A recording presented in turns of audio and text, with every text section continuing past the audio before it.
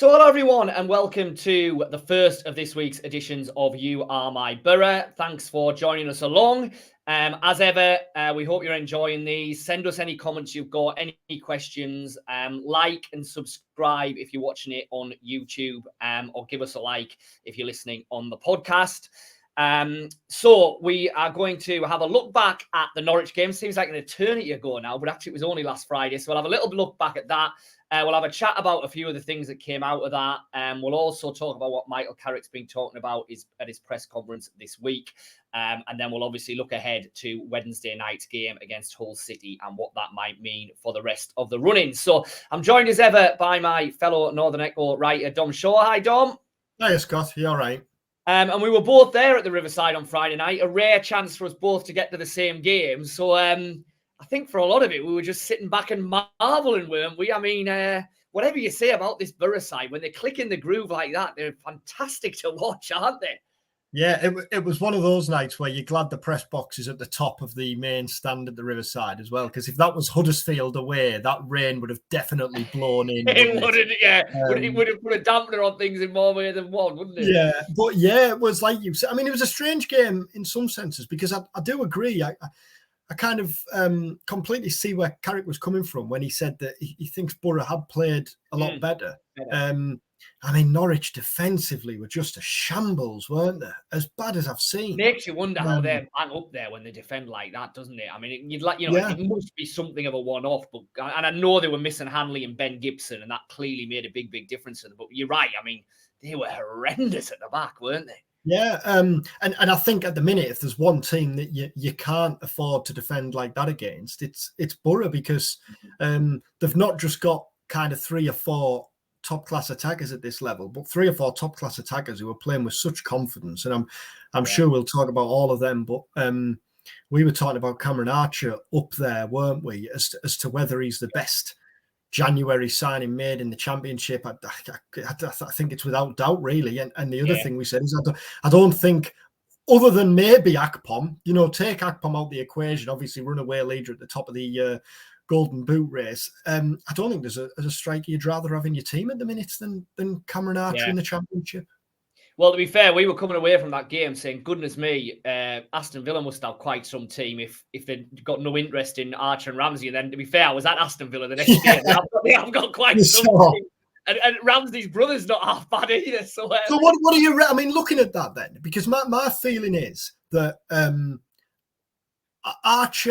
Emery is more likely to think Archer might be able to play a part next season. Ramsay may be further down the line, but maybe one more loan move might be beneficial for him next season. But, I mean, the way Villa are playing, and you would think they're going to strengthen again, he has got they've both got almighty jobs on their hands, haven't they, to get in there? It's going to be an interesting one, because obviously we've watched quite a lot of Sunderland this season as well. And I don't know what you think, but obviously Sunderland had Ellis Sims in the first half of the season on loan from Everton, and they've now got Gelhardt on loan from Leeds. And I just think Archer is a long way ahead of both of those in terms of where he's at in his development and whether he's ready or not to step into the Premier League. I think Archer could play in the Premier League. I really do. Clearly he's full of confidence at the minute, but his runs, the way that he links play, but more than anything, what I like about him is and this is going to sound ridiculous, he's a striker who wants to score goals in an era when strikers are kind of now people want them to do a whole million different things. They need to be this, they need to be that, they need to be a number 10, a 9.5, whatever. Archer for me is a proper number 9, and I think that'll take him a long way. I think you're right. I think he will be in the Villa squad probably next season. Ramsay, you're right, is a bit more interesting because, he really fills exactly the same role as his brother, which is an interesting dynamic. And the way his brother played against Newcastle, he could be in the next England squad. So I think Aaron Ramsay probably, you're right, might be that little bit further behind. But I think Archer will be in the Premier League next season. And it's just great that Boro have got them, haven't they? I mean, like you say, the one thing that stood out from the Norwich game was the attacking interplay and the way that it wasn't just one threat Norwich had to worry about. It was the central striker and the 3 behind them at any stage looked capable of scoring for Boro. And if you look back at Boro's best seasons at this level, it's been loan signings, and more often than not, or at times in January that have made the difference. That shrewd loose. You look back at the Karanka's first season with Patrick Bamford and even Kenneth Omaruo, who was excellent in his first spell. That's right, yeah. Gaston obviously comes in and was the difference maker in the January in the promotion season.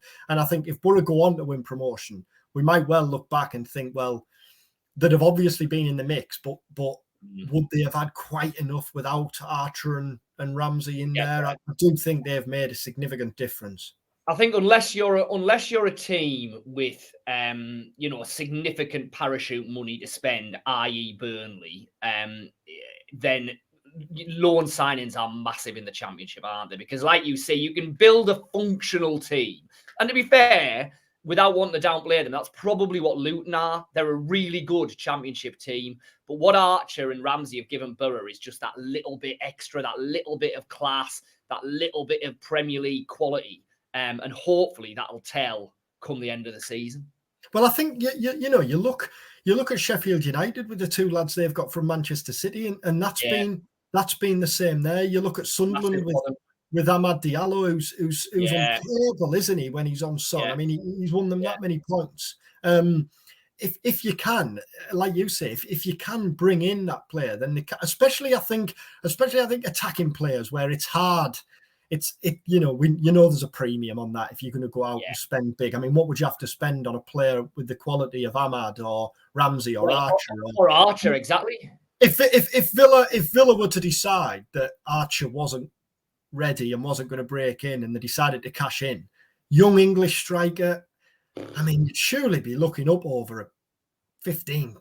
20. I was going to say the minimum will be 10 to 15 for an English striker, under 21 international, clearly proved himself at Championship level, ready to have a go at the Premier League. 10 to 15 will be your absolute minimum starting point, I think. But I think regardless of what happens in the summer, he's clearly going to have a big part to play. That's obvious, isn't it? I think there's every chance that Archer, I know you're looking at Akpom and thinking, can he get to 30 goals? I think there's every chance Archer still gets 3, 4, 5 more before the season's out, the way he's playing.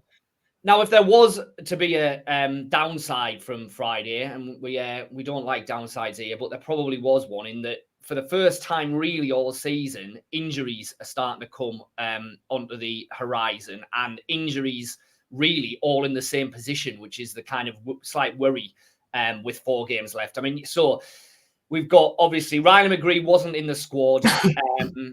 He's got an injury sustained in training before the game. Not clear really yet exactly how serious that is. Obviously, Ramsay goes off in the first half, having been holding his ankle, having been struggling, 2 bouncer treatment, couldn't carry on. And then towards the end of the game, we've got Marcus Force gets a knock and is kind of hobbling off as well. So, I mean, you were at Rockcliffe yesterday speaking to Michael Carrick, Dom. He doesn't give a lot away injury-wise at the best of times. He's clearly not going to when there are issues there. But it's a bit of a worry, isn't it? Those 3 players who, like I say, pretty much the same part of the team. And we're starting to worry how long they might be out for. Carrick does keep his cards very, very close to his chest, doesn't he, when it comes to injuries? And he kind of smiled knowingly yesterday when he was asked, is there any chance any of these players are going to be out until the end of the season? And he didn't say yes or no. He didn't say yes. He didn't want to commit to it, but there was kind of indication. Reading between the lines, we've seen enough of these press conferences, makes you have a little bit of a worry, because that was it. If they were all very minor knocks, he'd be quite keen to say, look, no, that's definitely not the situation. They'll be fine. We're not worried about this. The fact that he didn't say that is the slight worry, isn't it? That's it. That was exactly what we thought. There's obviously Dale Fry to factor in as well. Fry's missed the last 2 games, and we're still not clear really on the severity of that and whether he's trained. My feeling, based on nothing other than kind of being in a press conference and seeing the vibe. Forces didn't look as serious. Now I might be made to look daft here, but Force didn't look as serious. McGree clearly wasn't ready. I think he said, did he say it was his ankle? to BBC Tees after the game on Friday. McGree and Ramsay are ankles, Yeah, and Ramsay, that looked pretty innocuous, didn't it, at the time? But it was kind of hurdling over that challenge from Aaron's, wasn't it? And it was hard to tell, really. I've seen it numerous times on replays, quite when and how he was clipped, but he clearly wasn't right. He tried, he tried. That's it. He tried twice, didn't he, to play on? And as you said, the issue is you've got 3 players there who play in the same positions, in those wide attacking positions, which leads the conversation again on to Isaiah Jones. I was just going to say that. Here we were sat in the last video pod before the last game saying, well, Michael Carrick seems to have made his bed there. He's not one that really goes back on it. And then sure enough, bang, Isaiah Jones is on the team sheet.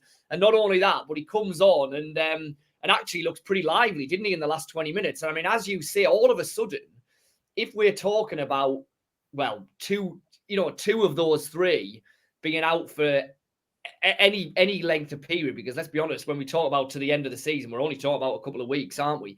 Then Jones is potentially going to be a really important player now all of a sudden, isn't he?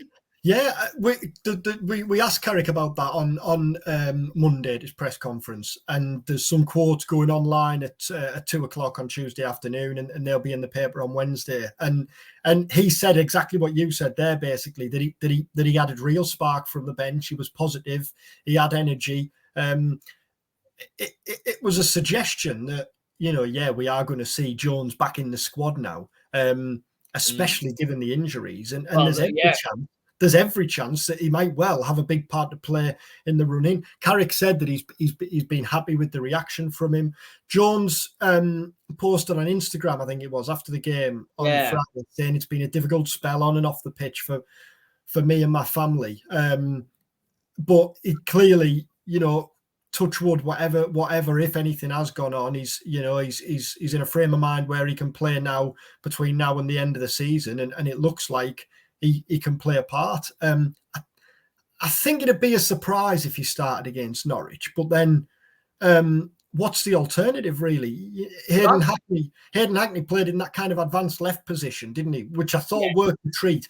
But would Carrick see that as being a kind of permanent fix between now and the end of the season, if that was needed? Well, that's interesting. If he wants to sleep with natural width, then I think you've got to have Jones in there, really, haven't you? What are your other options? That's exactly it. If Ramsay and McGree are both going to be out, then you're right. I think it comes down to one of 2 things. You either move Hackney to the left and start with Mowat or Barlaser alongside Johnny Howson. That's assuming Force is fit on the right.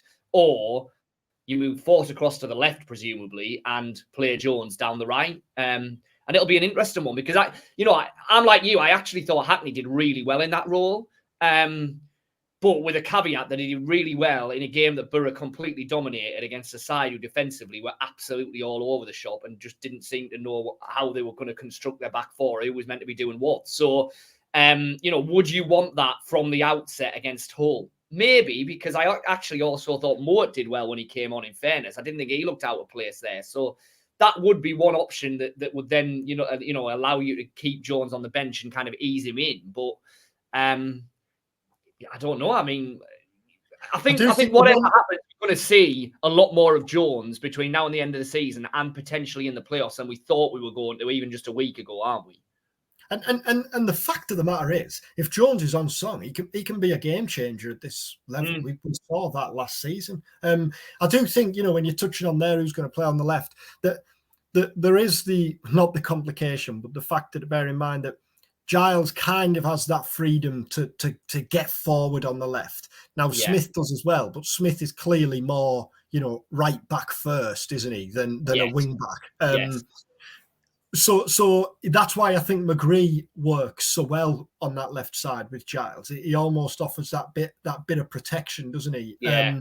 Which might have been in Carrick's thinking when he put Hackney out there. On Friday night.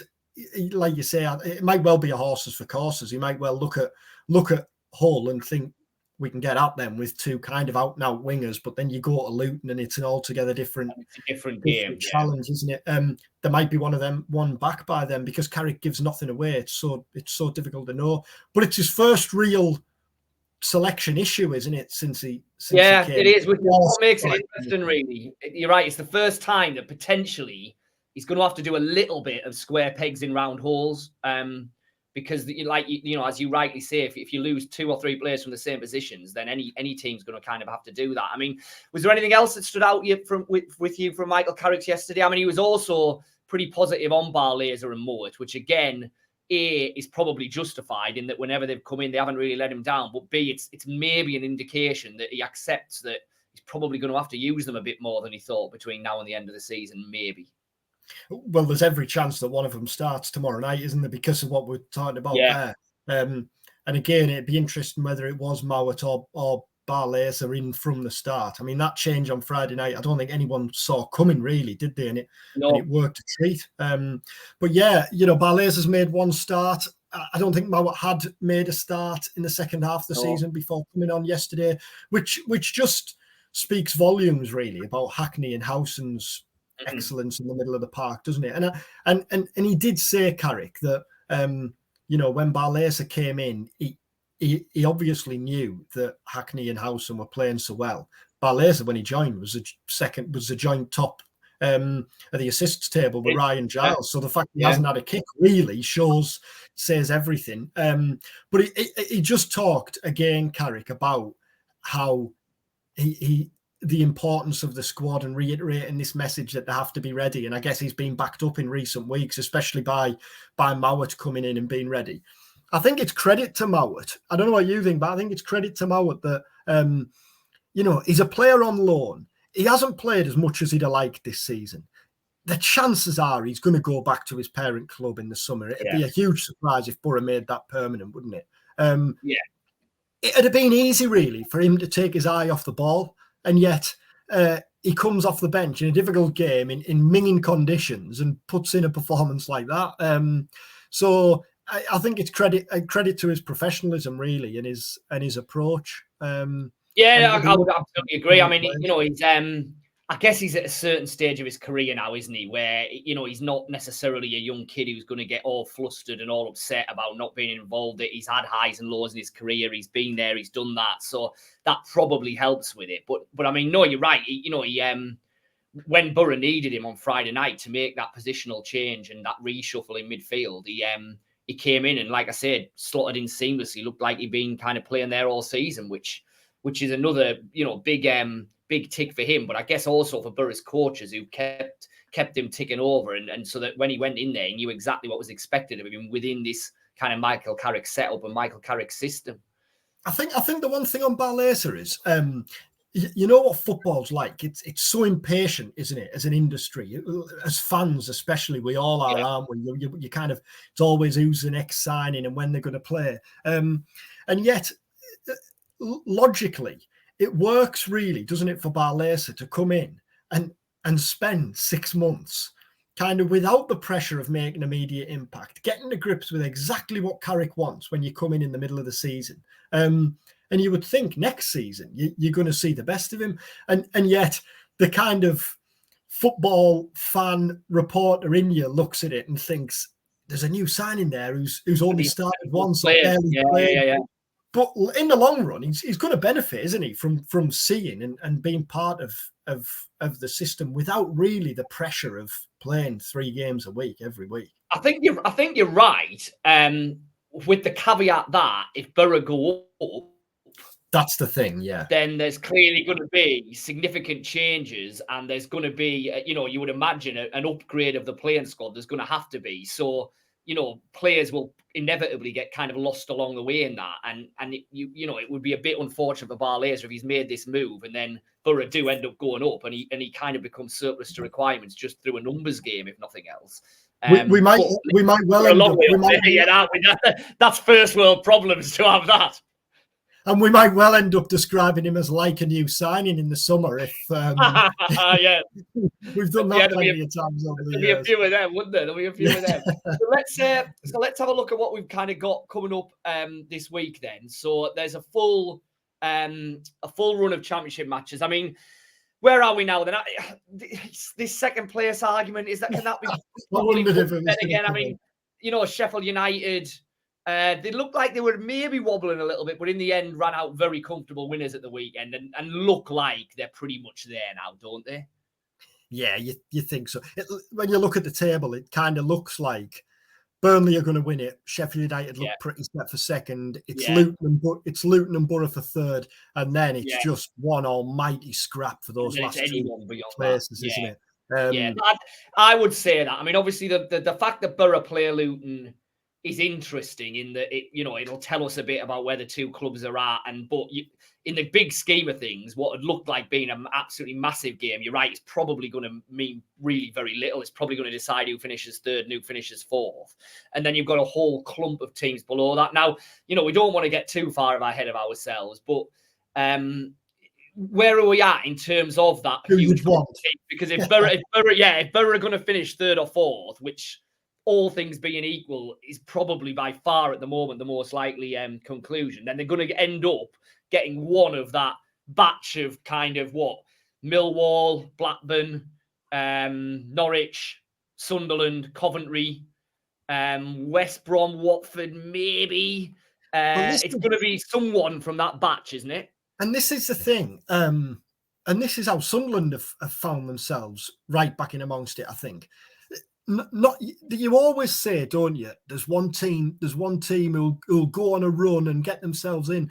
But I think really, whoever the chances are, whoever finishes fifth and sixth is almost going to fall in through the back door. You're right. There's none of them are on the kind of run at the minute that you'd think when they get to the end of the season, you think, goodness me, they've won 9 of the last 10 or 8 of the last 10. None of them are going to be able to do that because they're not doing it at the minute. I mean, I think Millwall not scored in 4 before their game at the weekend. That was right, yeah. Preston have been on a brilliant run, but Boro thumped them 4-0 a couple of weeks ago. Yeah, and then they obviously stalled as well. Blackburn are stuttering. There's no getting away from that. In Norwich, I think you kind of probably looked at Norwich after Wagner and thought, oh, they're going to put it together. But we saw them. West Brom, I know they won away on the weekend, but their away form's dreadful. Coventry, maybe? Are they the ones coming with a decent? Because, you forget Coventry had that really strange start where they barely played a game because of the pitch. So actually, their form since that, since they kind of started playing catch-up, it's probably the best of all of that batch of teams. I keep saying on this video, I think I really like Gyökeres. I think he, apart from Akpom, is the kind of standout forward in the league this year. They're at Blackburn on Wednesday night, so the same night Boro played. That's a big game for Blackburn. Big game, doesn't it? Blackburn Coventry. Especially for Blackburn, I think. Yeah. I mean, Norwich versus QPR, you'd expect them to win there because everyone's beating QPR at the minute. Luton, obviously, at Reading. Watford are a pantomime, aren't they? Which leaves us with Sunderland. And let's be honest, there was a period about 2 or 3 months ago when every fan was saying this is going to be Boro Sunderland. And then it looked like that had gone because A, the hope was that Boro might get in the top 2, and B, it looked like Sunderland had dropped out of it. All of a sudden now, we're back in the realms of possibility where if Boro could finish third, Sunderland could finish. Now, bearing in mind, we're recording this on the morning of Tuesday, so Sunderland play Huddersfield tonight. That they have to win that, I think. And that's a Warnock-Huddersfield side that, as we know, are party poopers par excellence. But I mean, can you imagine Boro Sunderland in a playoff semi-final? I mean, just imagine Mowbray's pre-match press conference. I think it would last about 3 days. Yeah. And the funny thing is, I think if you were looking at the teams, on current form, I'd fancy Boro against any of those teams below them over 2 legs. I think Boro would overpower them, but Sunderland are one of the teams who you look at and think when they have one of their on days, as Boro saw really when Boro lost there.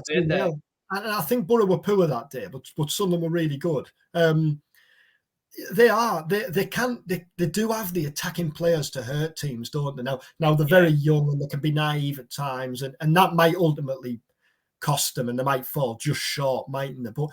But I do think when you look at the teams chasing, Sunderland are probably one of the teams you'd rather avoid. What do you think about? Sorry, go on. No, sorry, go on. I was just going to say, what do you think about? I've been banging this kind of idea that I think if you that Boro would, I think if you're going to play Luton or Millwall, you want them in the final. At Wembley. Yeah, I because agree with that. That playing Luton or Millwall at Wembley is a completely different proposition to playing them at Kenilworth Road or the Den on, say, a Friday night in a playoff semi-final. The crowd will be crazily up for it. You know, they are, well, Millwall is just an intimidating atmosphere, full stop. Luton is the ultimate football and throwback in terms of Kenilworth Road on a night that means something. And I think that of all the clubs, if you're going to end up playing either of those at any stage, you'd rather it was the final than the semi. So I think in the semi, you'd take Blackburn, you'd take Coventry, you'd take Norwich, you'd probably take Sunderland, because although it would be a derby, the Stadium of Light's not the Den. It's a very different environment you're going into. Yeah, and I think the thing with all those teams you've talked about there, Blackburn, Coventry, Sunderland, is they all try and play football. And I think over two legs that would play into Boro's hands. Whereas with Millwall and Luton, you can well imagine an away leg where it's a scrap, and you end up coming out on the back end of a 1-0 defeat thinking kind of what's just happened there. Again, I still think you'd fancy Boro to overturn that in a second leg, but I do completely agree that those two teams I think you'd rather play in a Wembley final. In a final, I think on current form, you'd want Blackburn to sneak in, and you'd want them over two legs, because or Norwich. I mean, surely if you end up playing Norwich, what happened the other night has to have some kind of an impact, doesn't it? Yeah, I mean, you would think so. The chances are they're going to have at least one of the two main defenders back. I mean, we felt for Ben Gibson on Friday night, didn't we? Because he was a Sky pundit. And what do you say at half time after watching? I haven't actually had a chance to watch it back, so I don't know what he did say. But goodness me, that's a hospital pass, isn't it? Oh, what do you think of that defended in the first half, Ben? God. Yeah, it's and the thing is, because of the Championship, we could ask these questions again in 3 weeks' time, and one of those teams might have strung together 3-4 really emphatic victories, and suddenly you're saying, "Oh, I wouldn't fancy Preston the way they're playing." So we'll see. As we've done for the last 4 or 5 weeks on here, I'm sure we'll flip flop a few more times before. Exactly. Well, let's wrap up by looking ahead to the whole game then. I mean, what are your thoughts on that? I mean, it's one of those that, all things being equal, the classic on paper, there's absolutely no reason why Boro shouldn't go into that absolutely full of confidence and be deservedly strong favourites, is there? No, I watched Hull in that game at Sunderland where there wasn't a striker on the pitch. It was 4-4, Aaron Conley is injured, so he won't be getting the Riverside reunion. I'll ignore the obvious punchlines there. They try and play again, Hull, and I think Boro will just have too much fun. He's done a really solid job there as senior, hasn't he? Because when you look back to November, it was Carrick's first win, and Carrick talked about that yesterday. It was Hull who were obviously in the opposition corner when Carrick won for the first time. And for all, a lot has been made about kind of Boro transforming themselves. At that stage, you did look at Hull with the previous manager in charge and think, I fear for them. Rossini's come in and guided them away. The 5 unbeaten, but I think 4 of them are draws. I just think Boro will have too much for them. I think it'll be another comfortable win. What do you reckon? I think the same. Yeah, I think the same. I think that, like you say, if I have any worries at Boro at the minute, and this is, kind of not even really borne out by statistics, it's probably an away game at a team that doesn't necessarily want to play football. So I'm looking at Luton on Monday night thinking that could be a real interesting one in terms of how Boro shape up and handle that. Hull at home, I don't think is the kind of game that Boro really have anything to worry about or fear about. And I'm like you, I just think that in a footballing context, as we've seen, Boro can out-football pretty well. They can out-football any team in this league, maybe bar Burnley. So I think it'll be a reasonably comfortable home win, 2-0 maybe. And then, as I say, we move on to Monday night, which could be a fair bit different. Yeah, and I think tomorrow, judging by this team selection and what Carrick says afterwards, we might get a little bit more on the injuries and clarity on where we're at in terms of come the end of the season or the playoffs. Yeah. But we'll see. Well, listen, hope you enjoyed that. We've had a natter. As I say, we'll be back at the back end of the week. We'll be looking at what happened against Hull, and then we will have a look ahead to Luton, and I'm sure we'll pontificate again on where that's left things. Drop us a line. We'd love to get any questions or thoughts. We have got a few guests lined up for the next couple of weeks, so we'll be getting some more of those. But obviously, it's pretty much game between now and the end of the season. But like, subscribe, send us your comments and any questions, and we'll get to them at the back end of the week. But for now, enjoy the whole game, enjoy your week, and thanks for watching or listening to You Are My Boro.